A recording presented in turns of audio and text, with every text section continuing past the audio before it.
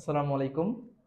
আমাদের physics first paper chapter 2 ভেক্টরের আজকে হচ্ছে লেকচার নাম্বার 7। আমাদের এইচএসসি 25 ব্যাচের ফাইনাল রিভিশন কোর্স চলতেছে। তো গত লেকচার 6 এ আমরা ক্রস গুণন পর্যন্ত আলোচনা করছিলাম এবং ক্রস গুণনের কিছুটা পার্ট আমাদের এখনো বাকি রয়ে গেছে। আজকে আমরা হচ্ছে পুরো ভেক্টরটা শেষ করার চেষ্টা করবো ইনশাল্লাহ, এবং নেক্সট ক্লাস থেকে আমরা আশা করি সৃজনশীলে যেতে পারবো। ওকে, তো আমাদের ভেক্টরের লাস্ট ক্লাসে ক্রস গুণনের আমরা হচ্ছে সম্ভবত একক ভেক্টরের ক্রস গুণন পর্যন্ত দেখছিলাম। আজকে হচ্ছে আমরা একটু ক্রস গুণনের আরো ডিটেলস কিছু দেখব। আমরা ধরে নেই A vector equal 2i minus 3j plus 4k, B vector equal হচ্ছে i plus J minus 3k। এখন আমাদেরকে ধরো এখানে বললো যে A cross B equal what, এবং বললো B cross A equal what. ধরো এই দুইটা কোশ্চেন আমাদেরকে এখান থেকে বের করতে বললো, উত্তর করতে বললো আমাদেরকে। এখন এ ক্রস বি আমরা কিভাবে করব, এই নিয়মটা কিন্তু আমরা একক ভেক্টরের যে ক্রস গুণন করছি ওই নিয়মের মতো না, একটু ডিফারেন্ট। তো আমরা এখন নিয়মটা দেখার চেষ্টা করব। তো প্রথমত আমরা 1 নম্বর কোশ্চেনে সলভে আসি। 1 নম্বর কোশ্চেন বলতেছে এ ক্রস বি। তো আমরা সিম্পলি কি করব, আমরা নির্ণায়ক, তোমরা যারা ম্যাথে নির্ণায়ক করছো তোমাদের জন্য এটা একদম সহজ হবে। আর আগে একটু না করা থাকলেও সমস্যা নেই, আমি বুঝিয়ে দিচ্ছি। দেখো, প্রথমে যেটা করবা, দুই পাশে দুইটা মডুলাস সাইনের মতো দুইটা সাইন দিয়ে দিবা, আই মিন দুইটা দাগ দিয়ে দিবা।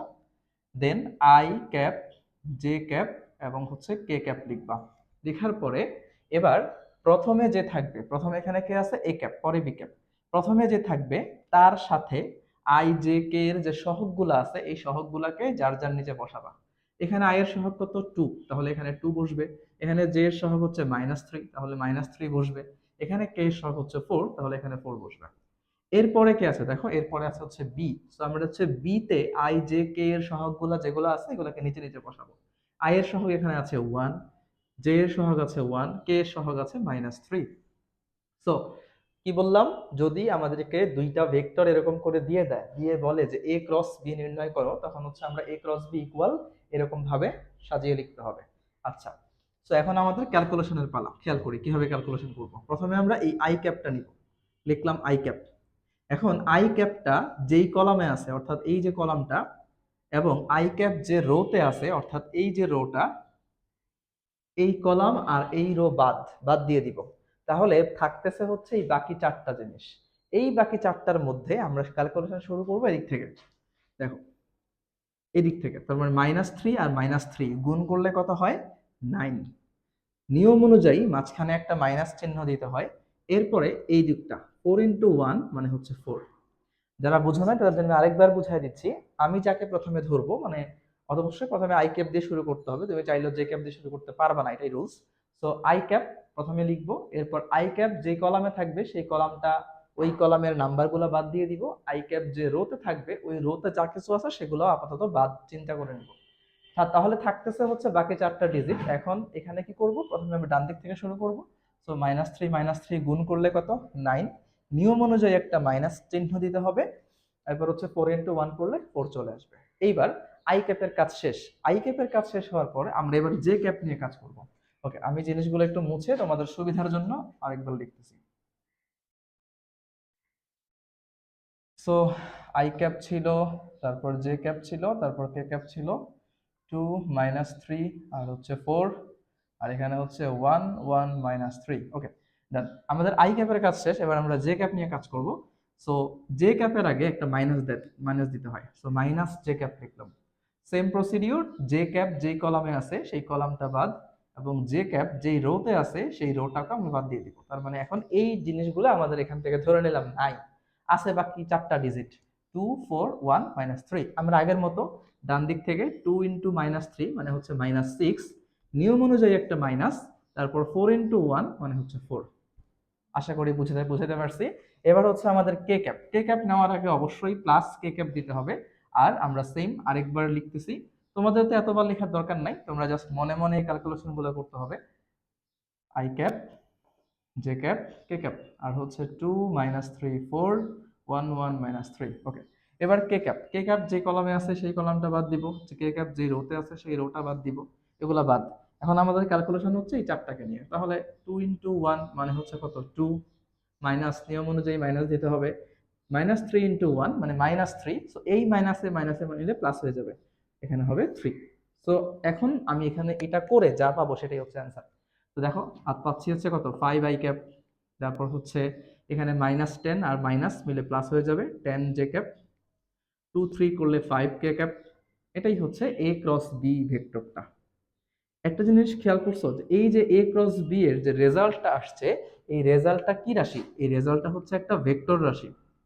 আমরা যখন স্কেলার গুণন বা আমরা যখন ডট গুণন করছিলাম, আমরা কিন্তু তখন দেখছিলাম যে ডট গুণনের যে রেজাল্ট সেটা একটা স্কেলার রাশি আসে, মানে একটা সংখ্যা আসে, রাইট?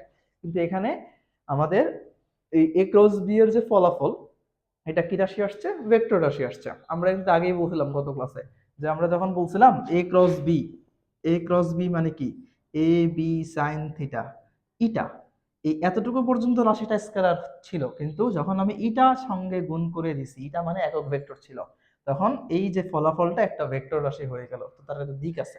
ওকে, তো আমরা এখন এই জিনিসটা সেখান থেকে বুঝতে পারলাম। তাহলে আমরা যেটা পাই গেলাম এ ক্রস বি সমান পাই বাই ক্যাপ। আমি একটু এদিকে এটাকে দিক দিয়ে লিখে রাখি। আমরা a ক্রস b এর যে রেজাল্টটা পাইলাম সেটা হচ্ছে 5i cap plus 10j cap plus 5k cap. গত ক্লাসে আমরা একটা কথা বলছিলাম, সেটা হচ্ছে যে ভেক্টরের ডট গুণন বা স্কেলার গুণন বিনিময় সূত্র মেনে চলে, কিন্তু ভেক্টরের যে ক্রস গুণন সেটা বিনিময় সূত্র মানে না, এবং এটা আমরা একক ভেক্টরের গুণ দিয়ে প্রকাশ করছিলাম, রাইট? তো এখন আমরা হচ্ছে এই জিনিসটার সাথেও সাহায্য প্রমাণ করতে পারি। আমরা 2 নম্বর অঙ্কটা করি, তাহলে তোমরা বুঝতে পারবা। আমরা যদি বি ক্রস এ করি, দেখো আমরা আগের মতো লিখবো আই ক্যাপ, তারপর হচ্ছে জে ক্যাপ, দেন কে ক্যাপ।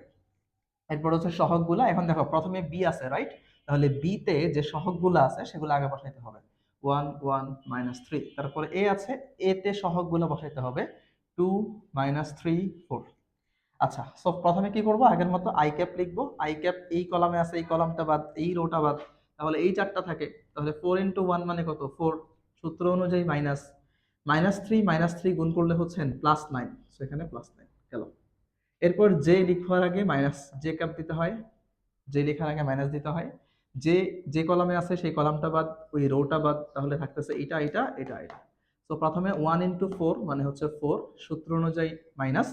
এরপর -3 × 2 মানে -6, ওই মাইনাসে মাইনাসে এখন হয়ে যাবে প্লাস, তারপরে +6। এরপর কে এর আগে আবার প্লাস চিহ্ন দিতে হয়, কে ক্যাপ। এই কলামটা বাদ, এই রোটা বাদ, এখন হচ্ছে এই চারটা ডিজিট, সো 1 × -3 মানে হচ্ছে -3, নিয়ম অনুযায়ী মাইনাস 1 × 2 মানে হচ্ছে 2। আলটিমেটলি আমরা এখান থেকে যেটা পাচ্ছি -5i ক্যাপ, তারপর হচ্ছে -10j ক্যাপ -5k ক্যাপ। আমি যদি এখান থেকে মাইনাসটা কমন নেই, তাহলে দেখো কি থাকতেছে, 5i cap plus 10j cap plus 5k cap. একটা জিনিস খেয়াল করো, এটা কার মান? এটা হচ্ছে বি ক্রস এ এর রেজাল্ট। তো এই যে এই রেজাল্ট আর এই রেজাল্টের মধ্যে তফাৎ কি? তফাৎ হচ্ছে এখানে একটা প্লাস আছে, এখানে একটা মাইনাস আছে, না হলে কিন্তু পুরাপুরি যেটা সেম ছিল, একদম এটা যা ওইটাও তাই। তাহলে আমি কি সোজাসুজি এ cross B R B cross A equal লিখতে পারবো? না, এখানে পারা যাবে না। আমাকে কি করতে হবে? তার মানে এই যে যেহেতু পারতেছি না, তার মানে ভেক্টরের ক্রস গুণন বিনিময় সূত্র মানতেছে না। যদি সমান লিখতেই হয়, আমাকে সামনে একটা মাইনাস চিহ্ন বসাইতে হবে। সামনে একটা মাইনাস চিহ্ন বসাইলেই তারা সমান বলতে পারবো। এটা কিন্তু একটা এমসিকিউর জন্য একটা ইম্পর্টেন্ট এমসিকিউ, যে হচ্ছে তোমাদের মানে এটা পরীক্ষায় থাকবে যে এ ক্রস বি অপশনের মধ্যে A cross B equal B cross A cross B equal minus B cross A. তো এই ব্যাপারগুলো একটু সাবধানে অ্যান্সার করতে হবে। আচ্ছা, গেল। সো আমাদের হচ্ছে এই যে টপিকটা গেল, এখান থেকে মোটামুটি সৃজনশীলের 3 নম্বরের প্রশ্নগুলো হয় ক্রস গুণনের এই টপিকটা থেকে।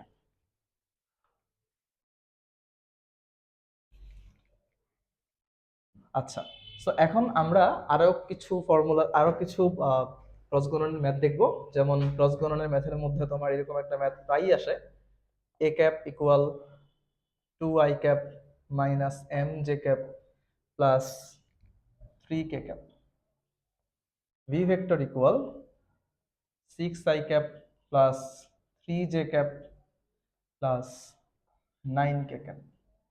আমি এখন কোশ্চেনটা হচ্ছে কি, এম এর মান কত হলে, এম এর মান কত হলে এ ও বি পরস্পর সমান্তরাল হবে? পরস্পর সমান্তরাল হবে। এই কোশ্চেনটা খুবই পপুলার, খুবই পপুলার। এইটা তোমার অ্যাডমিশনে অনেক বেশি আসে বিভিন্ন ভার্সিটির এমসিকিউতে। ইভেন এইচএসসি পরীক্ষা সৃজনশীলের মধ্যে এই প্রশ্নটা চলে আসে।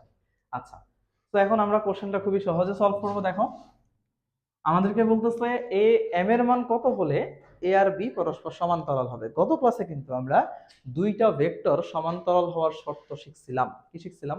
যে দুইটা ভেক্টরের ক্রস গুণফল যদি শূন্য হয় তাহলেই তারা পরস্পর সমান্তরাল হবে। দুইটা ভেক্টরের ক্রস গুণফল শূন্য হইলেই তারা পরস্পর সমান্তরাল হবে। তো আমরা বলতে চাই যে সমান্তরাল হবে, তাহলে আমরা ক্রস গুণফল শূন্য ধরে নিই। প্রশ্ন মতো হচ্ছে a ক্রস b ইকুয়াল 0। এখন আমরা a ক্রস b নির্ণয় করব, রাইট? তো a ক্রস b নির্ণয় করার জন্য আমরা i j k একটু আগে যেমন লিখছি আমরা লিখে নিই। তারপরে হচ্ছে প্রথমে কি আছে? a আছে। তো প্রথমে a এর সহগগুলো বসাবো। 2, তারপর হচ্ছে -m, তারপর হচ্ছে 3। এরপর b এর সহগগুলো বসাবো। 6, 3, 9 ইকুয়াল 0, যা আছে তাই। আচ্ছা, এখন আমরা আগের মতো ক্যালকুলেশন করব। আই ক্যাপ নিব, এই কলামটা বাদ, এই রোটা বাদ, তাহলে -m দিয়ে 9 কে গুণ করলে -9m, নিয়ম অনুযায়ী -3 ইনটু 3 মানে হচ্ছে 9। তারপর হচ্ছে -j ক্যাপ, এই কলামটা বাদ, এই রোটা বাদ, তাহলে 2 ইনটু 9 মানে হচ্ছে 18, মাইনাস নিয়ম অনুযায়ী 3 ইনটু 6 মানে হচ্ছে 18। তারপর হচ্ছে প্লাস কে ক্যাপ যখন লিখবো, এই কলামটা বাদ যাবে, এই রোটা বাদ যাবে, তাহলে 2 ইনটু 9 মানে হচ্ছে 18। তারপর হচ্ছে আচ্ছা, এখানে কে ক্যাপ, সরি এখানে একটু ভুল লিখছি আমি। কে ক্যাপ যখন হবে তখন হচ্ছে 2 ইন্টু 3 মানে হচ্ছে 6, তারপর হচ্ছে মাইনাস m ইন্টু 6, মাইনাসে মাইনাসে প্লাস হয়ে যাবে 6m ইকুয়াল হচ্ছে 0। এখন আরেকবার ক্যালকুলেশন করি আমরা। এখানে দেখো 18 18 কাটাকাটি চলে যাবে। তো এখানে আসতেছে কত? আই ক্যাপ -9m -9, এটা লিখবো না, এটা বাদ দিব যেহেতু এটা শূন্য হয়ে যায়। কে ক্যাপ 6 প্লাস 6m ইকুয়াল হচ্ছে 0। আমি সৃজনশীলের নিয়মে তোমাদেরকে কোশ্চেনটা সলভ করাচ্ছি, একটু পরে আবার এমসিকিউ নিয়মটা বলে দিব কেমনে করবা। আমি এটাকে এক নং সমীকরণ দেব, ঠিক আছে? বাকিটুকু আমি এই ভাষায় করতেছি। আমরা যখন যে কাজটা করব, আমরা লিখবো একের উভয় পক্ষে আই এবং জে এর সহগ সমীকৃত করে পাই। সহগ সমীকৃত করে পাই। সমীকৃত করা মানে কি? সমীকৃত মানে কম্পেয়ার করা। যে ধরো এই পাশে তো তোমার আই আর জে নাই, রাইট? আমি একটু লিখি। ধরো এই লাইনটাকে আমি যদি এরকম করে লিখি, কোনো সমস্যা আছে কিনা খেয়াল করো তো। আমি যদি এই লাইনটাকে এরকম করে লিখি 0 I cap plus 0 K cap, কোনো প্রবলেম তো নাই, লেখা তো যায়। এটা জাস্ট তোমাদের বোঝানোর জন্য বললাম, তোমরা আবার এটা পরীক্ষা হলে লিখো না। এখন সমীকৃত করা মানে হচ্ছে কম্পেয়ার করা। যে এখানে আই এর সহগ কত? -9m -9, এখানে আই এর সহগ কত? শূন্য, কিছু না থাকলে শূন্য ধরে নিব, শূন্য। তাহলে সহগ সমীকৃত করে কি পাই? -9m -9 ইকুয়াল হচ্ছে 0, অর্থাৎ সহগগুলা কম্পেয়ার করলাম। আবার জে এর সহগটা সমীকৃত করে পাই 6 প্লাস 6m ইকুয়াল হচ্ছে 0, কারণ এখানে জে এর সহগ, সরি জে না, কে এর সহগও 0। তাহলে আমরা এখন জাস্ট এখান থেকে ক্যালকুলেশন করব। -9m ইকুয়াল হচ্ছে 9, m ইকুয়াল হচ্ছে -1। আবার এখান থেকে ক্যালকুলেশন করে পাই 6m -6, তাহলে m ইকুয়াল -1। অর্থাৎ সুতরাং আমরা বলতে পারি m ইকুয়াল -1। এটাই হচ্ছে আমাদের নির্ণেয় মান, এটাই হচ্ছে আমাদের অ্যান্সার। সো এটাই হচ্ছে সৃজনশীলে অ্যান্সার করার নিয়ম। তোমরা অবশ্যই সৃজনশীল আসলে কোনো শর্টকাট অ্যাপ্লাই করবা না। শর্টকাট অ্যাপ্লাই করলে কিন্তু তোমার কোশ্চেনে 0 দিয়ে দিবে টিচার, অ্যান্সারের মধ্যে 0 দিয়ে দেবে। সো অবভিয়াসলি এরকম যেভাবে করে করাইছি সেভাবে করে করার চেষ্টা করবা। এখন এই অঙ্কটা যদি আমাদের এমসিকিউতে আসে, অ্যাডমিশন এমসিকিউতে বেশি আসে, তাহলে আমরা হচ্ছে কিভাবে করব অঙ্কটা? এত বড় অঙ্ক তো আর করার জন্য আমাদের জায়গা থাকবে না। সো দেখো কিভাবে করি। আমরা সিম্পলি ধরে নিব এটা হচ্ছে ফর এমসিকিউ। আমরা শুধু সহগগুলোর অনুপাত লিখব। 2/6 আই এর সহগের অনুপাত ইকুয়াল জে এর সহগের অনুপাত, অর্থাৎ -m/3 ইকুয়াল কে এর সহগগুলোর অনুপাত 3/9। এখানে তুমি ইচ্ছা করলে এই 6/2, 3/-m, 9/3 এটাও লিখতে পারতা, কোনো সমস্যা নেই। উপরেরটা বাই নিচেরটা অথবা নিচেরটা বাই উপরেরটা লিখলেই হবে। এখন আমরা প্রথমে যে কোনো দুইটা নিয়ে কাজ করব। ধরো এই দুইটা নিয়ে কাজ করলাম। 2/6 ইকুয়াল হচ্ছে -m/3। তাহলে বলো তো কত থাকে? m ইকুয়াল থাকে -1। আবার ধরো আমরা এখন এই দুইটা নিয়ে কাজ করব, তাহলে -m/3 ইকুয়াল হচ্ছে 1/3। তাহলে আমরা কাটাকাটি করলে অ্যান্সার হচ্ছে -1, অর্থাৎ এই যে m ইকুয়াল -1 এটাই হচ্ছে আমাদের অ্যান্সার। তাহলে কিভাবে লিখছি আমি আরেকবার বলতেছি, এমসিকিউর শর্টকাটটা কি, যে সহগগুলোর অনুপাত i এর সহগ ডিভাইডেড বাই i এর সহগ 2/6, j এর সহগ ডিভাইডেড বাই j এর সহগ, k এর সহগ ডিভাইডেড বাই k এর সহগ লিখলাম। লেখার পরে প্রথম দুইটা নিয়ে কাজ করব, তারপর পরের দুইটা নিয়ে কাজ করব, এভাবে করে অ্যান্সার আমাদের শেষ। অর্থাৎ এমন ভাবে দুইটার জন্য নিতে হবে যেখানে m থাকে বা একটা ভ্যারিয়েবল থাকে, যে ভ্যারিয়েবলের মান আমরা বের করব। ওকে, তো এই কোশ্চেনটা খুবই পপুলার, পরীক্ষার জন্য অনেক বেশি ইম্পর্টেন্ট, এটা মাঝে মাঝে পরীক্ষা চলে আসে। আমরা এটা মুছে দিলাম, যদি তোমাদের কোনো প্রবলেম থাকে তোমরা অবশ্যই কমেন্টে জানাবা।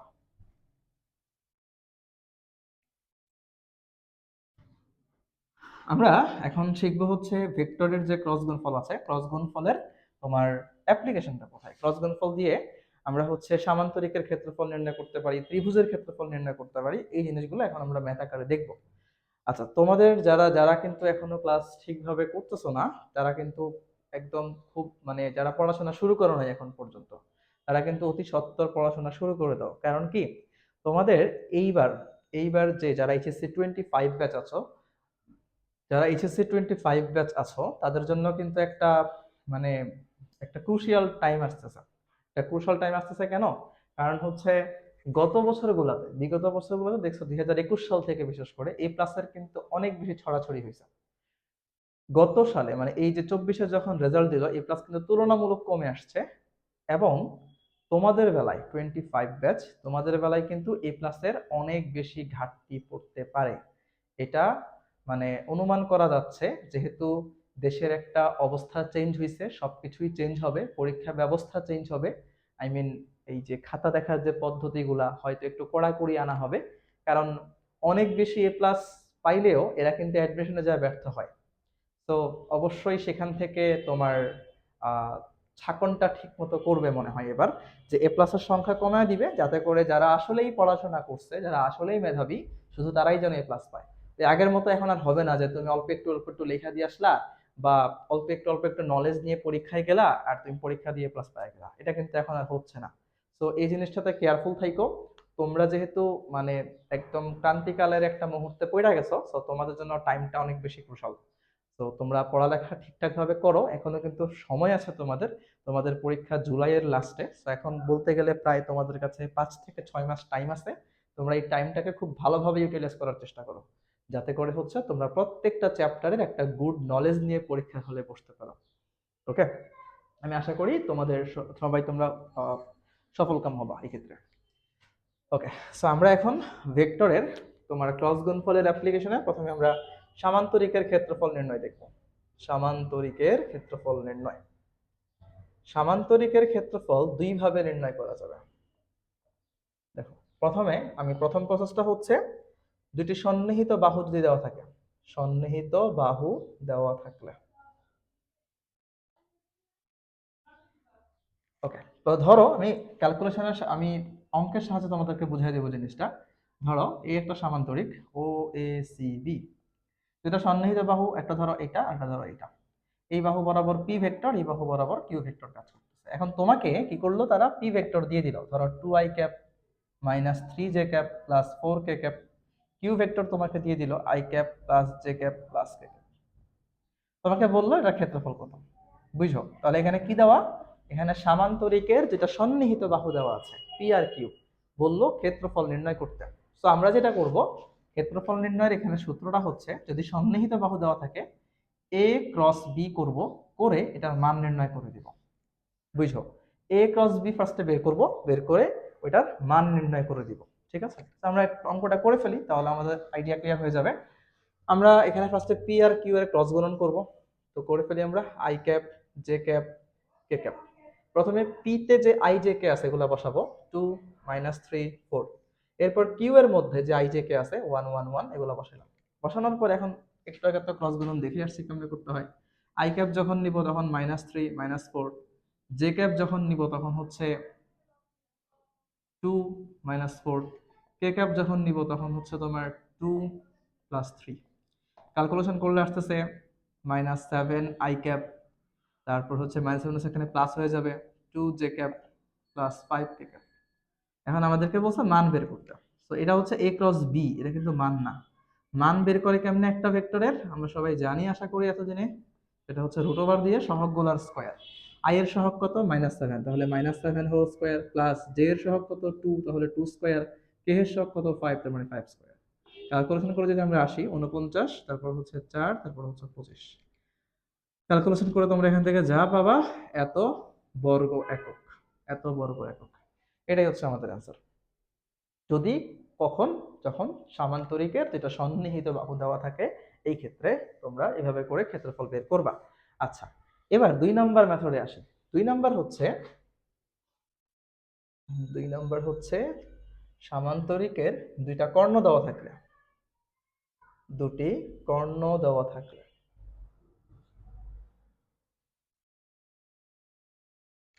ওকে। এখন ধরো আমাকে এই পি আর কিউ দেওয়া নেই,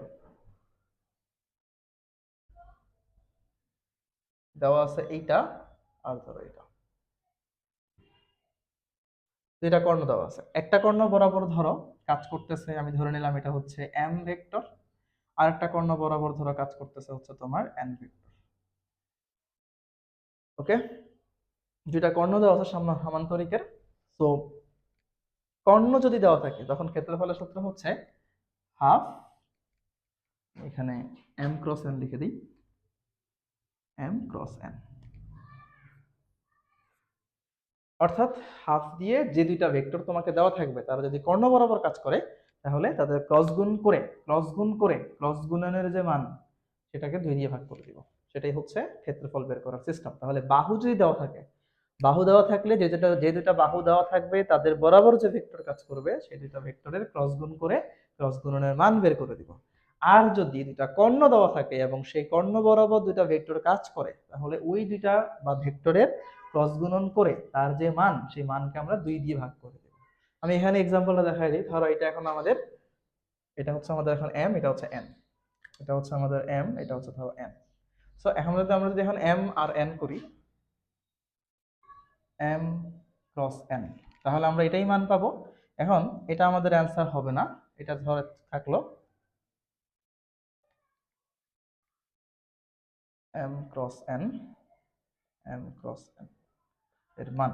এখন আমরা কি করব, সুতরাং লিখব ক্ষেত্রফল সমান হচ্ছে M cross N divided by 2, অর্থাৎ যা অ্যান্সার পাবো তারে আমরা 2 দিয়ে ভাগ করে যা পাবো এত বর্গ একক। এটাই হচ্ছে আমাদের অ্যান্সার হবে। তো ভালো করে খেয়াল রাখো, এই প্রশ্নটা পরীক্ষার জন্য খুব বেশি ইম্পর্টেন্ট। এটাকে আমি 3 স্টার দিয়ে রাখবো, এই সামান্তরিকের ক্ষেত্রফল নির্ণয়।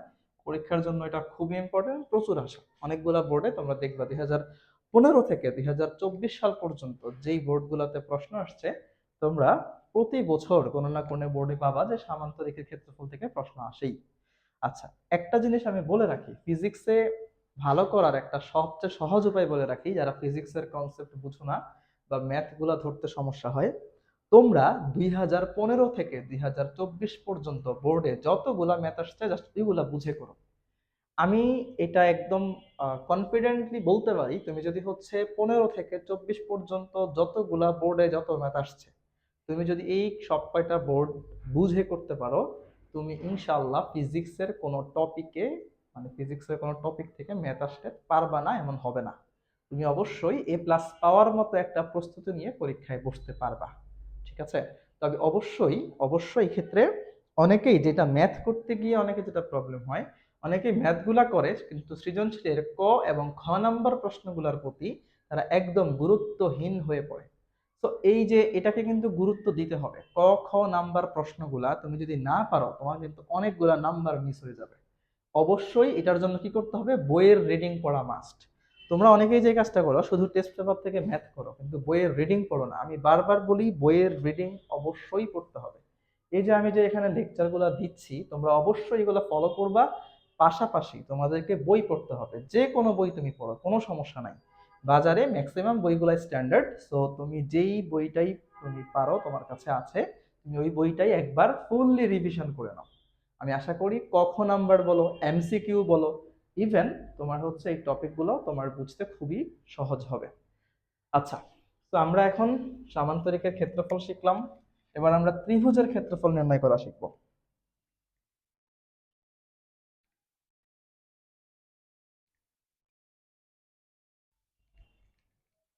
আমরা এখন শিখবো হচ্ছে ত্রিভুজের ক্ষেত্রফল নির্ণয়।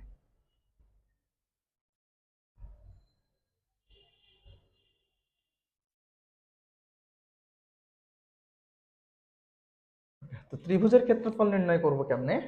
ত্রিভুজের যদি দুইটা দুইটা সন্নিহিত বাহু দেওয়া থাকে, ভালো করে খেয়াল করো তো, যদি দুইটা ত্রিভুজের দুইটা সন্নিহিত বাহু দেওয়া থাকলে, বাহু বলতে কিন্তু আমি আসলে বাহু বরাবর ভেক্টর বুঝাইতেছি, এটা একটু বুঝে নিও।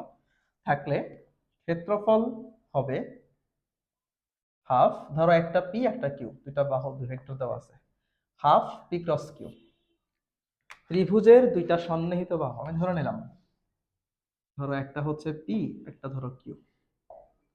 তো এই দুইটা সন্নিহিত বাহু যদি দেওয়া থাকে, তাহলে পি আর কিউ এই দুইটারে ক্রস গুণন করে একটা মান বের করব। একটু আগে যেমন করছি আর কি, আমরা মান বের করে 2 দিয়ে ভাগ করে দিলে যে ফলাফল পাবো সেইটাই হচ্ছে আমাদের ক্ষেত্রফল। এভাবে করে আমরা ত্রিভুজের ক্ষেত্রফল নির্ণয় করতে পারবো। ত্রিভুজের ক্ষেত্রফল থেকে অনেক বেশি ম্যাথ আসে পরীক্ষায়। ওকে, সো আশা করি তোমাদেরকে বুঝাইতে পারছি। মোটামুটি ভেক্টরের আমরা বলতে গেলে একদম শেষ প্রান্তে চলে আসছি, আর 10% আছে চ্যাপ্টারের থিওরির।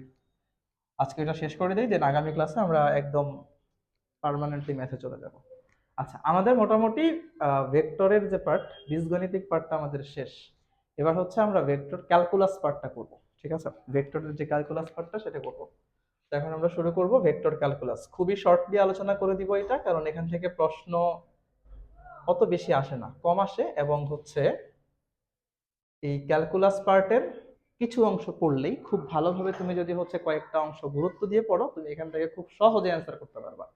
এই ক্যালকুলাস পার্টটা খুবই ইজি, এটা কিন্তু ওই যে তোমার ম্যাথের ডিফারেন্সিয়েশন যেমন অনেক কঠিন ওইরকম না। ঠিক আছে, ম্যাথের ডিফারেন্সিয়েশনে বিশেষ করে তোমার 9.4 9.5 এগুলো কিন্তু অনেক বড় বড় অঙ্ক করতে হয়, এখানের অঙ্কগুলো খুবই সহজ। আচ্ছা, ভেক্টর ক্যালকুলাসে 3টা পার্ট আমরা আলোচনা করব। এক নম্বরে হচ্ছে তোমার গ্রেডিয়েন্ট,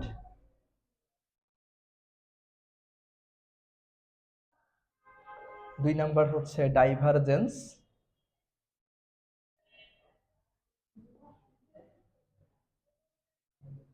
3 নাম্বার হচ্ছে কার্ল। এই 3টা পার্টে মূলত আমরা হচ্ছে ভেক্টর ক্যালকুলাসকে আলোচনায় আনবো।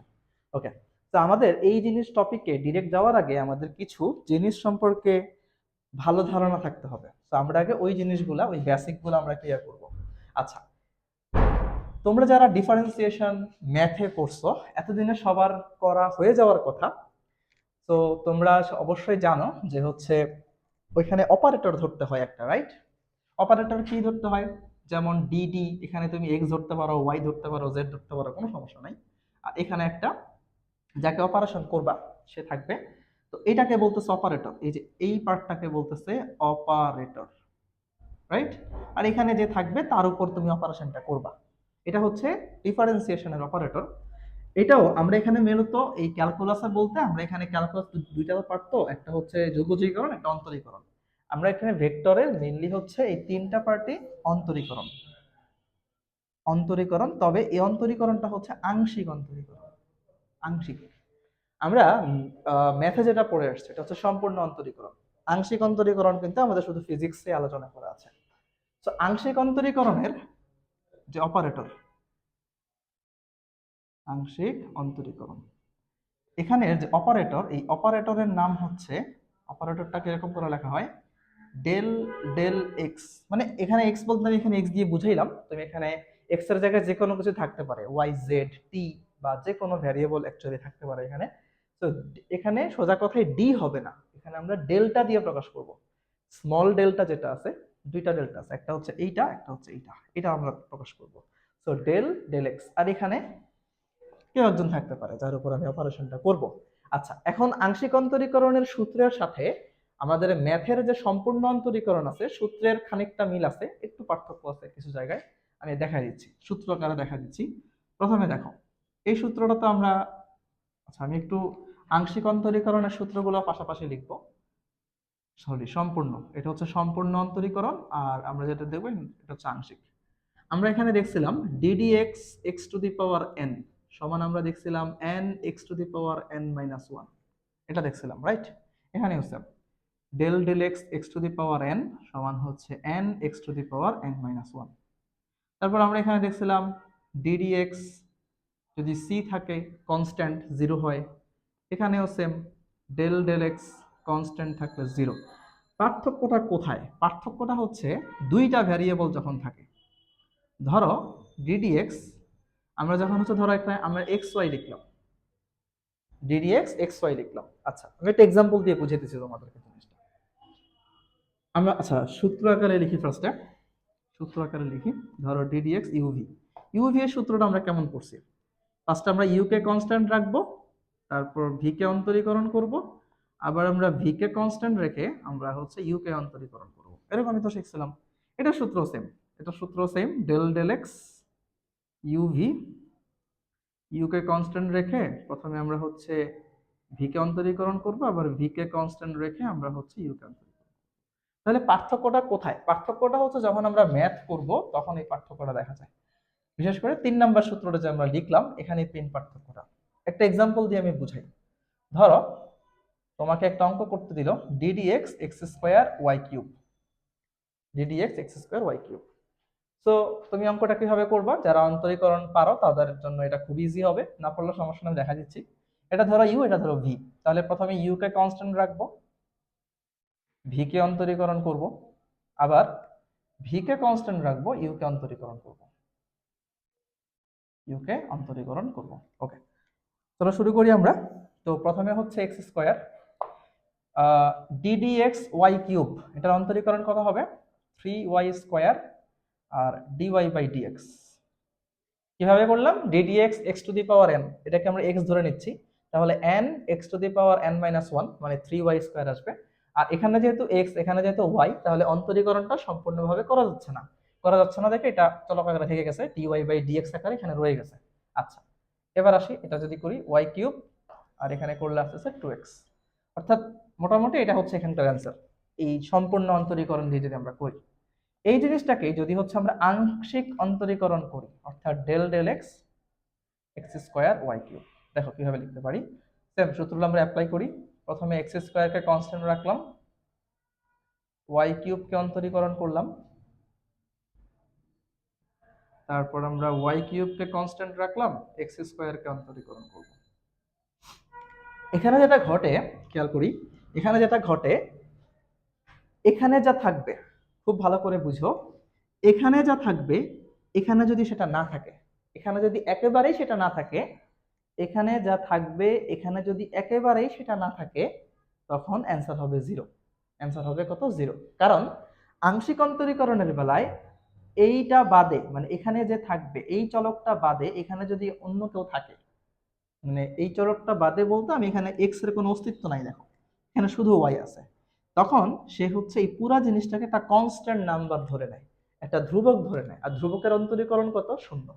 অর্থাৎ এখানে যা থাকবে এখানে যদি তা না থাকে, অন্য কিছু থাকে, পুরা জিনিসটাকে সে কনস্ট্যান্ট হিসেবে চিন্তা করে নেয়, অর্থাৎ এক্স স্কোয়ার ইন্টু 0। দেখো এখানে এক্স আছে, এখানেও এক্স আছে, তার মানে ঠিকঠাক আছে। সো অ্যান্সার হবে 2x, অর্থাৎ এটার অ্যান্সার হচ্ছে 2xy কিউব। এটার সাথে এটা তাহলে পার্থক্য আশা করি বুঝতে পারতেছো। আমি অঙ্কটাকে চাইলে এক লাইনেও করতে পারতাম, এই অঙ্কটাকে দেখো এইরকম করে না লিখে আমরা এখান থেকে সরাসরি করতে পারতাম। দেখো এখানে কি আছে? এক্স, এখানে কি আছে? X square Y cube. X তো আছেই, সাথে একটা ওয়াই আছে। এখন এই এক্সটা তো এই এক্স কে ভ্যারিয়েবল চিন্তা করে নেবে, কিন্তু এই ওয়াই কে কি সে ভ্যারিয়েবল চিন্তা করবে না? এটা আংশিক অন্তরীকরণ। সম্পূর্ণ অন্তরীকরণ হলে চিন্তা করতো, কিন্তু আংশিক অন্তরীকরণে এখানে যা থাকবে এইটা বাদে এখানে যারা থাকবে তাদেরকে সে ধ্রুবক চিন্তা করে নেবে। আর চলক আর ধ্রুবক যদি একসাথে থাকে, ধরো ডিডিএক্স সি এক্স, তাহলে কি হবে? সি সামনে সামনে চলে আসে, ধরো এটা x to the power N দিলাম, তাহলে N X to the power N minus one, অর্থাৎ সোজা কথায় ধ্রুবকটা সামনে চলে আসে। তাহলে খেয়াল করো এখানে ধ্রুবককে ওয়াই কিউব সামনে চলে আসবে, আর এক্স স্কোয়ারের অন্তরীকরণ হচ্ছে 2x। এই জিনিসটা তোমাদের জাস্ট ক্লিয়ার থাকা লাগবে আংশিক অন্তরীকরণের বেলায়, যে এখানে আংশিক অন্তরীকরণের যে ভ্যারিয়েবল থাকবে এই ভ্যারিয়েবল বাদে এখানে যারা থাকবে সবাইকে সে ধ্রুবক চিন্তা করে নিবে। আর ক্যালকুলেশনের সময় আমরা জানি ধ্রুবক সামনে চলে আসে, তো ধ্রুবক সামনে চলে আসলো, আর যাকে সে চলক চিন্তা করে নিছে তার অন্তরীকরণ হবে 2x। আশা করি বুঝতে পারছি। এখন আমরা হচ্ছে আংশিক অন্তরীকরণের তো শিখে গেলাম, এখন আমরা ভেক্টর ক্যালকুলাসের পার্টগুলোতে চলে যাব। ওকে, সো ভেক্টর ক্যালকুলাসের পার্ট আলোচনা করার আগে আমাদের আরেকটা জিনিস আলোচনা করতে হবে, সেটা হচ্ছে ভেক্টর অপারেটর। আমরা যেমন একটা ক্যালকুলাস অন্তরীকরণের অপারেটর দেখছি, অপারেটর তো আসলে লাগবেই, রাইট? অপারেটর কি ডাক্তারের মতো, ডাক্তার যদি না থাকে রোগীর অপারেশন কি করা যাবে?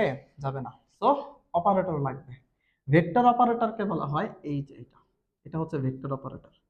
এটাকে অনেকে নেবলা নামে ডাকে, অনেকে এটাকে নাবলা নামেও ডাকে। তুমি যেই চেরা নামে চেরা নামে ডাকতে পারো, কোনো সমস্যা নাই। দেখো, তো এটা হচ্ছে নাবলা বা ভেক্টর অপারেটর। এটা একটা সমীকরণ আছে, I del del X plus J cap del del Y plus K cap del del Z. তোমাকে এই জিনিসটা মুখস্থ রাখতে হবে। এই যে নাবলার যে ইকুয়েশন, এই ইকুয়েশনটা তোমাকে মনে রাখতে হবে। এটা হচ্ছে ভেক্টর অপারেটরের শর্ত। ওকে, এখন আমরা ভেক্টর অপারেটরের প্রথম অপারেশন যেটাকে গ্রেডিয়েন্ট, আমরা এখন গ্রেডিয়েন্ট নিয়ে আলোচনা করব।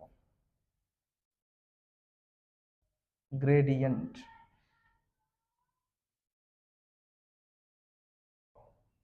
গ্রেডিয়েন্ট জিনিসটা কি একদম খুব সহজ করে বলে দিচ্ছি ভাইয়া।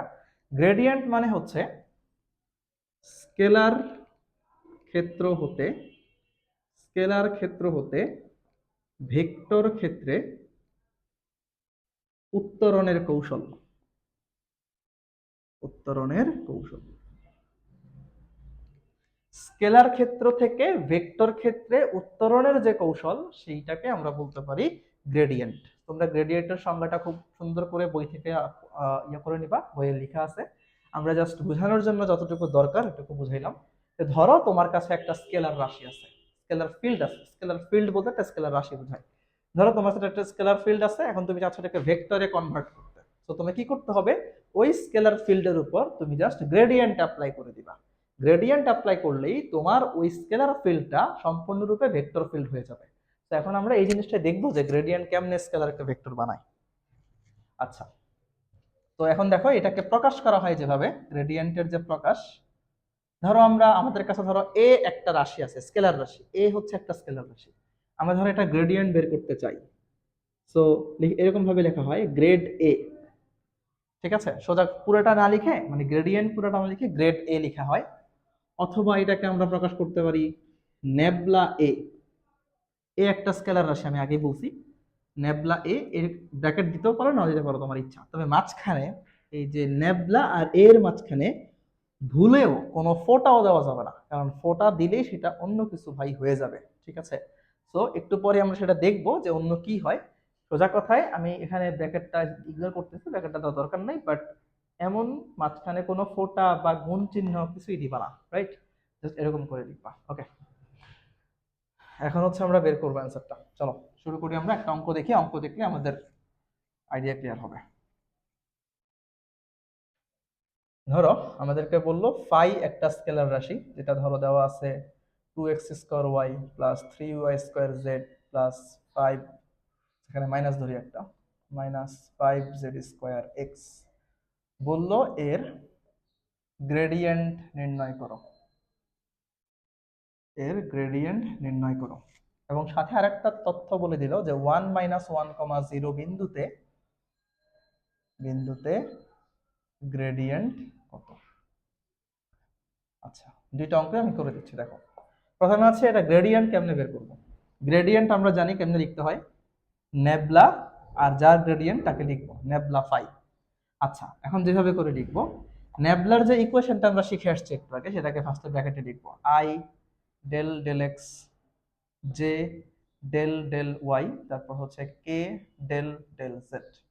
এরপর আমরা হচ্ছে ফাই এর ইকুয়েশনটা লিখবো।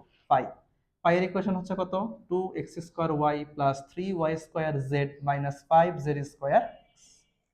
এখন খেয়াল করো, আমরা ছোটবেলা যেভাবে করে গুণ করতাম ঠিক সেভাবে করে ক্যালকুলেশনটা করব। প্রথমে এইটা দিয়ে এই আই ডেল ডেল এক্স দিয়ে এই পুরাটাকে অন্তরীকরণ করব, পরে জে ডেল ডেল ওয়াই দিয়ে পুরাটাকে একবার করব, ডেল ডেল জেড দিয়ে পুরাটাকে একবার করব। একটু ঠান্ডা মাথায় করতে হবে এগুলো পরীক্ষা হলে। প্রথমে দেখো, প্রথমে আমরা আই ক্যাপ নিব। আই ক্যাপ নেওয়ার পর আমি এখানে থার্ড ব্র্যাকেট দিলাম একটা, ফার্স্ট ব্র্যাকেট দিলে কোনো সমস্যা নেই। প্রথমে আমরা এই এই ডেল ডেল এক্স দিয়ে এই পুরাটাকে অন্তরীকরণ করব। প্রথমে আমরা এটাকে করি, দেখো ডেল ডেল এক্স, এখানে এক্স আছে, এখানে এক্স বাদে আর কে আছে, টু আছে, ওয়াই আছে। আমরা জানি আংশিক অন্তরীকরণের নিয়ম হচ্ছে এখানে যে আছে ও বাদে এখানে যারা থাকবে তাদেরকে এই জিনিসটা ধ্রুবক চিন্তা করে নিব। তাহলে টু ওয়াই হচ্ছে এখানে ধ্রুবক, চলককে এক্স স্কোয়ার, এক্স স্কোয়ারের অন্তরীকরণ করলে কত আসে, টু এক্স। প্রথমটার অন্তরীকরণ শেষ। এবার দ্বিতীয়টা রাশি এক্স এর সাপেক্ষে, মানে এটার সাপেক্ষে এটা করব। এখানে এক্স আছে, এখানে কি ভাই এক্স আছে? ভালো করে খেয়াল করো, এখানে এক্স আছে, এখানে তো এক্স নাই। তাহলে এক্স নাই মানে কি, পুরোটাই কনস্ট্যান্ট। তো পুরো একটা কনস্ট্যান্ট জিনিসের অন্তরীকরণ কত হয়, জিরো হয়, জিরো। মাইনাসের মাইনাস দিলাম, দেন এটা দিয়ে এটারে করবো। এখানে এক্স আছে, এখানেও এক্স আছে, এক্স বাদে কে আছে, five Z square. Five Z square একটা কনস্ট্যান্ট নাম্বার। এক্স কে এক্স দিয়ে অন্তরীকরণ করলে অ্যান্সার আসতেছে 1। আমাদের প্রথমটার কাজ শেষ, এই যে আই এর কাজটা শেষ। এবার জে প্লাস জে ক্যাপ নিয়ে নিলাম। এবার জে এর ক্যালকুলেশন, এবার ওয়াই দিয়ে পুরা জিনিসটাতে অন্তরীকরণ করব। এখানে ওয়াই আছে, এখানেও ওয়াই আছে, ওয়াই বাদে কে আছে, two X square. Two X square একটা কনস্ট্যান্ট, ওয়াই কে ওয়াই দিয়ে করলে অ্যান্সার আসতেছে 1। গেল। প্লাস এখানে ওয়াই আছে, এখানেও ওয়াই আছে, ওয়াই বাদে আছে three Z, three Z constant, Y স্কোয়ারকে করলে অন্তরীকরণ হচ্ছে টু ওয়াই। আচ্ছা, এবার এটা দিয়ে এটারে করব। এখানে ওয়াই আছে, কিন্তু এখানে কি ওয়াই আছে, নাই, তার মানে এটা একটা কনস্ট্যান্ট, অ্যান্সার হবে 0। এবার হচ্ছে কে এর পালা। সো কে ক্যাপ, এখানে জেড আছে, এখানে কি জেড আছে, নাই, তাহলে কনস্ট্যান্ট মানে 0। প্লাস এখানে জেড আছে, এখানেও জেড আছে, জেড ছাড়া আছে থ্রি ওয়াই স্কোয়ার, এটা একটা কনস্ট্যান্ট, জেড কে জেড দিয়ে করলে অ্যান্সার আসে 1। তারপর হচ্ছে মাইনাস, এখানে জেড আছে, এখানেও জেড আছে, জেড ছাড়া কে আছে, ফাইভ এক্স। আর জেড স্কোয়ারকে অন্তরীকরণ করলে আসে টু জেড। আমরা এখন জাস্ট একটু সরলীকরণ করি জিনিসটাকে। এখানে গুণ করলে আসতেছে ফোর এক্স ওয়াই, তার মানে আই ক্যাপ তার জায়গা মতো লিখলাম, four X Y minus five Z square, plus J cap ধরলে আসতেছে কত, two X square plus six Y Z. আর এখানে কে ক্যাপ ধরলে three Y square minus ten Z X. এইটুক পর্যন্ত আমাদের গ্রেডিয়েন্ট বের করা শেষ। এখন দেখো তো, এই যে গ্রেডিয়েন্টের যে রেজাল্ট আসলো, এই রেজাল্টটা যে আসলো, এই রেজাল্টটা কি ধরনের রাশি, দেখেই বোঝা যাচ্ছে এটা ভেক্টর রাশি, কারণ এই যে I cap J cap K cap চলে আসছে। আমাদের উদ্দেশ্য জানি কি ছিল, গ্রেডিয়েন্ট মানে কি ছিল, গ্রেডিয়েন্ট মানে হচ্ছে স্কেলার ক্ষেত্র থেকে ভেক্টর ক্ষেত্রে উত্তরণের কৌশল। দেখো আমাদের একটা স্কেলার রাশি ছিল, এটার আমরা একটা ভেক্টর ফিল্ড বানায় ফেললাম, তার মানে আমাদের গ্রেডিয়েন্ট বের করা কমপ্লিট। এবার হচ্ছে এত এত বিন্দুতে গ্রেডিয়েন্ট কত, এটা মানে কি, এটা মানে হচ্ছে তুমি এক্স এর যে জায়গায় এক্স আছে যে সকল জায়গায় তার মান 1 বসাবা, ওয়াই যে জায়গায় ওয়াই আছে তার মান -1 বসাবা, যেখানে জেড আছে তার মান 0 বসাবা। আমি জাস্ট একটু তোমাদের উদ্দেশ্যে করে দিচ্ছি। 1 - 1, 0 বিন্দুতে যদি আমি বের করি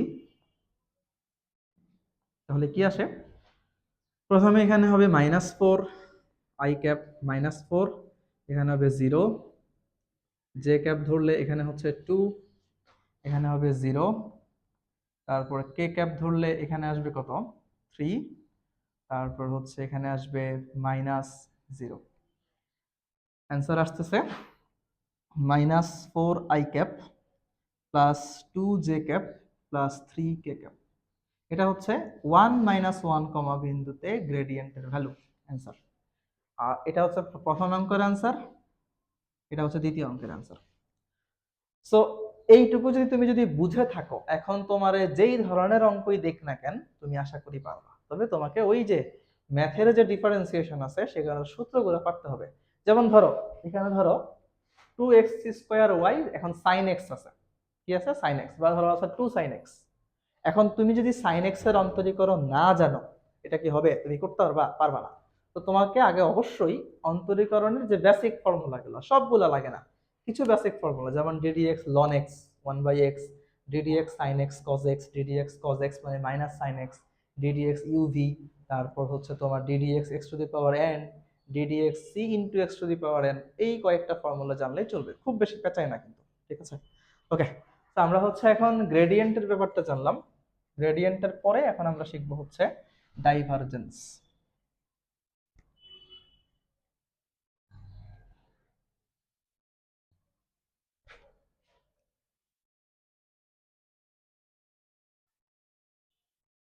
ডাইভারজেন্স, ডাইভারজেন্স মানে হচ্ছে গ্রেডিয়েন্টের ঠিক উল্টা, অর্থাৎ ভেক্টর ক্ষেত্র হতে স্কেলার ক্ষেত্রে উত্তরণের কৌশল।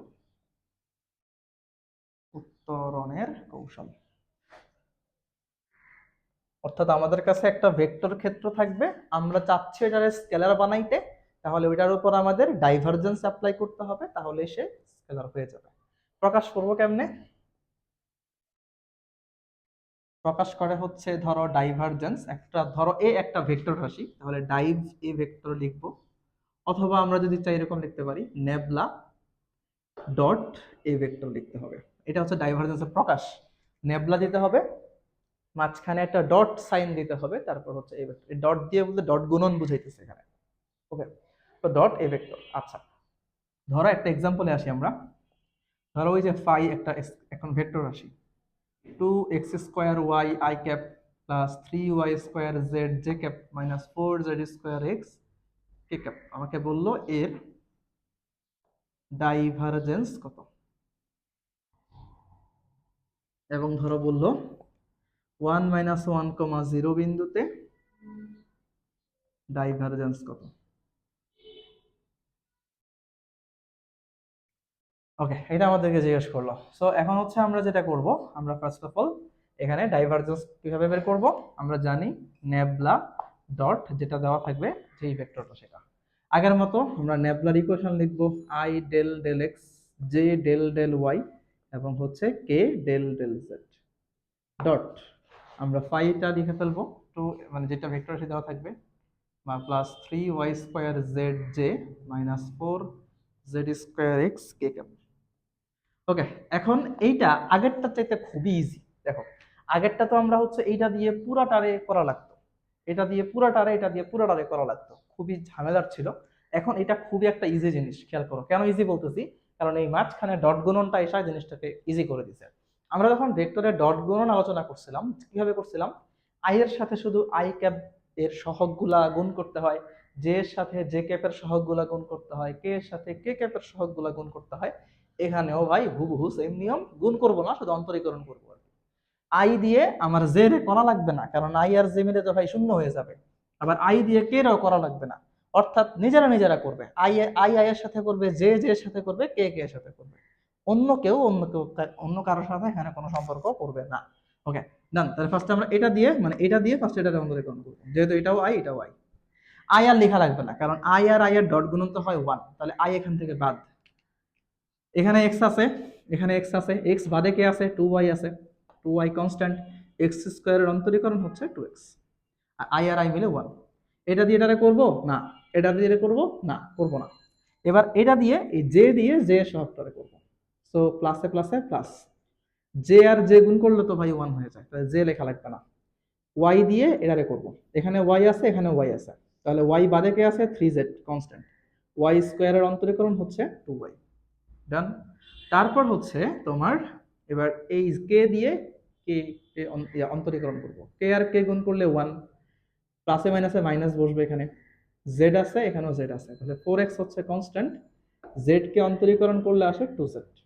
এখন ক্যালকুলেশন করো, 4xy plus 6yz minus 8zx। একটা জিনিস খেয়াল করছো যে এই যে তুমি রেজাল্টটা পাইলা, এটা কি রাশি? এই রাশিটা কি রাশি, স্কেলার না ভেক্টর? এটা একটা স্কেলার রাশি, কারণ এখানে আই জে কে নাই তো। তো আমাদের উদ্দেশ্য কি ছিল, ভেক্টর থেকে স্কেলার বানানো, পারছি আমরা। এই যে ভেক্টর ছিল, এই যে স্কেলার চলে আসছে। হ্যাঁ, তাহলে আমাদের অ্যান্সার শেষ। এবার আমরা 1 - 1 বিন্দুতে যদি বের করি, 1 - 1, 0 বিন্দুতে, খুবই সহজ জিনিস, নেবলা ডট ফাই। তাহলে প্রথমটা কত আসবে, -4, পরেরটা আসবে 0, পরেরটা আসবে 0, অ্যান্সার হচ্ছে -4। শেষ। ডাইভারজেন্স জিনিসটা ভাই খুবই ইজি, জাস্ট তুমি ক্যালকুলেশন একবার বুঝতে পারলেই পুরো অঙ্কটা একদম সহজ। এখন আশা করি ডাইভারজেন্স থেকে যে কোনো ধরনের প্রশ্ন তোমাদেরকে করলেই তোমাদের পারা উচিত। আচ্ছা, সো এখন আমরা ডাইভারজেন্সের আরো কিছু ডিটেলস দেখব। ডাইভারজেন্স এটা 3 প্রকার, ডাইভারজেন্সকে 3 ভাগে ভাগ করা যায়। ডাইভারজেন্স 3 প্রকার, একদম এটা পরীক্ষা আসে তাই আলোচনা করতেছি, রিলেভেন্ট। প্রথমে হচ্ছে তোমার ধনাত্মক ডাইভারজেন্স। তোমার কথা মনে রাখবা, ডাইভারজেন্সের মান যখন শূন্য, সরি পজিটিভ, ডাইভারজেন্সের মান যদি পজিটিভ হয় এটাকে বলা হয় ধনাত্মক ডাইভারজেন্স। আমি যদি একটা পানির পাইপ দিয়ে জিনিসটাকে বুঝাই, ধনাত্মক বলতে ব্যাপারটা এরকম বুঝাইতেছে যে ধরো এরকম,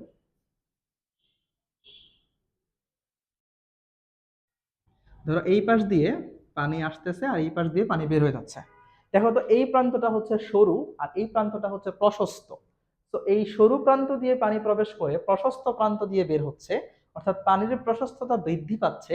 এটা হচ্ছে ধনাত্মক ডাইভারজেন্স। এটা আলো দিয়েও ব্যাখ্যা করা যায়, পানি দিয়ে ব্যাখ্যা করা যায়। ঠিক আছে? তো যেমন তোমাদেরকে একটা ফিজিক্যালি বোঝানোর জন্য যে ধনাত্মক ডাইভারজেন্স মানে হচ্ছে কোনো কিছুর প্রশস্ততা বৃদ্ধি পাওয়া। আচ্ছা, এবার আসি ঋণাত্মক ডাইভারজেন্স। ঋণাত্মক ডাইভারজেন্স আরেকটা নাম আছে, এটাকে কনভার্জেন্সও বলা হয়। কনভার্জেন্স, মনে রাখবা জিনিসটা। এটা হচ্ছে ডাইভারজেন্সের মান যদি নেগেটিভ হয়। এই ব্যাপারটা কেমন, ধরো এখন ব্যাপারটা এরকম যে পানির প্রশস্ত প্রান্ত দিয়ে আসতেছে, অর্থাৎ শুরুতে পানির প্রশস্ততা বেশি ছিল, পরে হচ্ছে পানিটা সরু প্রান্ত দিয়ে বের হচ্ছে, পানির প্রশস্ততা কমে গেছে। তো কমে গেছে মানে মানটা নেগেটিভ, এই জন্য হচ্ছে নেগেটিভ ডাইভারজেন্স। 3 নাম্বার, এটা হচ্ছে তোমার শূন্য ডাইভারজেন্স। শূন্য ডাইভারজেন্সকে সলিনয়েডাল নামেও ডাকা হয়, সলিনয়েডাল, মনে রাখবা। তো ডাইভারজেন্সের মান যদি কখনো শূন্য হয় এটাকে সলিনয়েডাল বলে, এবং এটার জন্য ফিগারটা হচ্ছে এরকম, দুই প্রান্তেই পানির প্রশস্ততা বা পাইপের যে প্রশস্ততা সেটা সমান হবে। এখানেও যেমন এখানেও তেমন, একই জিনিস। সো মনে রাখবা যে তোমাকে প্রশ্ন অনেক সময়, ধরো এখানে তোমাকে একটা প্রশ্ন দিল, একটা ভেক্টর রাশি দিল, ভেক্টর রাশির প্রশ্ন এটা জিজ্ঞেস করলো না যে ডাইভারজেন্স নির্ণয় করো, তোমাকে বললো যে এটা সলিনয়েডাল হবে কিনা, এটা সলিনয়েডাল হবে কিনা এই ভেক্টর রাশিটা। তখন তোমার বুঝে নিতে হবে তোমার কাছে ডাইভারজেন্স চাইছে, তুমি যদি ডাইভারজেন্সের মানটা শূন্য পাও তাহলে সলিনয়েডাল হবে, আদারওয়াইজ হবে না, শেষ। এই তো। তো সলিনয়েডাল বা ডাইভারজেন্স এরপরে শিখবো আমরা হচ্ছে কার্ল। আমরা এখন 3 নাম্বার বা লাস্ট টপিক অফ ভেক্টর, সেটা হচ্ছে তোমার কার্ল। কার্ল মানে হচ্ছে ভেক্টরের এক রূপ হতে আরেক রূপে উত্তরণ। অর্থাৎ একটা ভেক্টর ফিল্ড থেকে আমি আরেকটা ভেক্টর ফিল্ডে যদি যেতে চাই, মানে একটা ভেক্টর ফিল্ড আছে এটাকে অন্য ধরনের ভেক্টর ফিল্ড বানাতে চাই, তাহলে তার উপর আমি কার্ল অ্যাপ্লাই করব। ঠিক আছে? কার্ল অ্যাপ্লাই করব। এখন এটার প্রকাশ কেমনে করব? ধরো একটা ভেক্টর রাশি আছে ফাই, তাহলে এটার কার্ল কেমনে করব? লিখবো কার্ল অফ ফাই ভেক্টর, এভাবে লেখা যায়। অথবা আমি লিখতে পারি নেবলা ক্রস ফাই, মনে রাখবা, নেবলা ক্রস পাই। আচ্ছা, সো এখন আমরা হচ্ছে যদি একটা এক্সাম্পল দেখে ফেলি আগের মতো। পাই একটা ভেক্টর রাশি, আর ভেক্টর রাশিতে শুধু কার্ল বের করা যাবে, কোনো স্কেলার রাশিতে কিন্তু কার্ল বের করা যাবে না।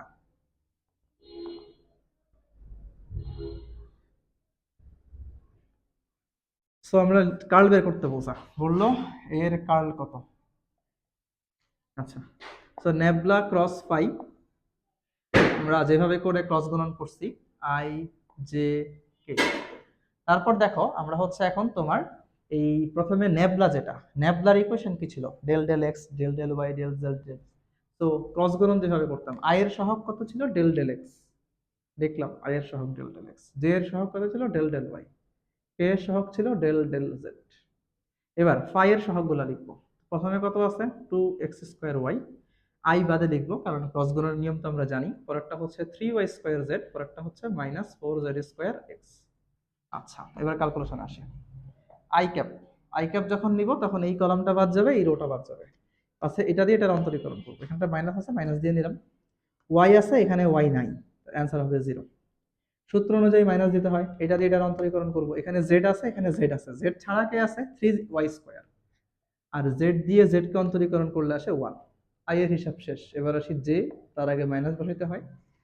এই কলামটা বাদ যাবে, এই রোটা বাদ যাবে, তাহলে ফার্স্টে এটা দিয়ে এটার অন্তরীকরণ করবো। এখানে এক্স আছে, এখানে এক্স আছে, তাহলে -4z² হচ্ছে কনস্ট্যান্ট, এক্স কে এক্স দিয়ে করলে 1 আসতেছে, সূত্র অনুযায়ী মাইনাস। এটা দিয়ে এটার অন্তরীকরণ করবো, এখানে জেড আছে, এখানে জেড নাই, তাহলে কনস্ট্যান্ট মানে 0, প্লাস কে ক্যাপ, এই কলামটা বাদ যাবে, এই রোটা বাদ যাবে, এটা দিয়ে এটার অন্তরীকরণ করবো। এখানে এক্স আছে, এখানে এক্স নাই, তাহলে অ্যান্সার হবে 0। এখানে ওয়াই আছে, এখানে ওয়াই আছে, তো 2x² হচ্ছে কনস্ট্যান্ট, ওয়াই কে ওয়াই দিয়ে অন্তরীকরণ করলে 1। তো আলটিমেটলি অ্যান্সার আসতেছে কি -3y² i ক্যাপ, তারপর হচ্ছে +4z² j cap -2x² k cap. এটাই হচ্ছে কার্ল নির্ণয়। এক ধরনের ভেক্টর রাশি ছিল, তাকে আমি অন্য ধরনের ভেক্টর রাশি বানিয়ে ফেললাম। এটাই হচ্ছে কার্লের অ্যাপ্লিকেশন।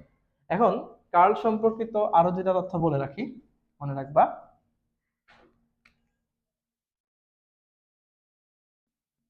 কার্ল শূন্য হলে,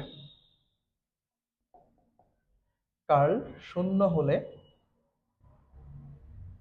ভেক্টরটি অঘূর্ণনশীল, ভেক্টরটি অঘূর্ণনশীল।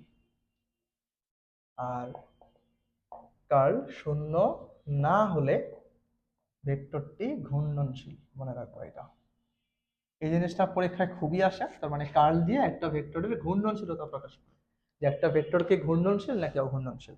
তোমাকে পরীক্ষায় সরাসরি নাও বলতে পারে, যেমন এই কোশ্চেনটা কিন্তু নাও বলতে পারতো যে কার্ল নির্ণয় করো, বলতে পারতো যে ভেক্টর ক্ষেত্রটি কি ঘূর্ণনশীল কিনা, এটা কি ঘূর্ণনশীল কিনা। তো তোমাকে কি করতে হইতো, তুমি বুঝে নিতে হইতো যে কার্ল বের করতে বলছে। যদি তুমি এখানে অ্যান্সারটা শূন্য পাইতা তাহলে হয়তো অঘূর্ণনশীল, যেহেতু অ্যান্সারটা শূন্য পাই নাই, তার মানে এই কার্লটা হচ্ছে বা এই ভেক্টরটা হচ্ছে ঘূর্ণনশীল। তো এরই মধ্য দিয়ে শেষ হয়ে গেল আমাদের ভেক্টরের থিওরিটিক্যাল পার্ট। আমরা আগামী ক্লাস থেকে সৃজনশীল পার্টে চলে যাব। সবগুলা ম্যাক্সিমাম বোর্ডগুলাই করার চেষ্টা করব। তোমরা আশা করি হচ্ছে এই পর্যন্ত ক্লাসগুলো বুঝছো। যদি কোথাও কোনো সমস্যা হয় অবশ্যই কমেন্টে জানাবা। আর নেক্সট ক্লাস থেকে সৃজনশীলে হচ্ছে আমাদের সাথে জয়েন করবা। আল্লাহ হাফেজ।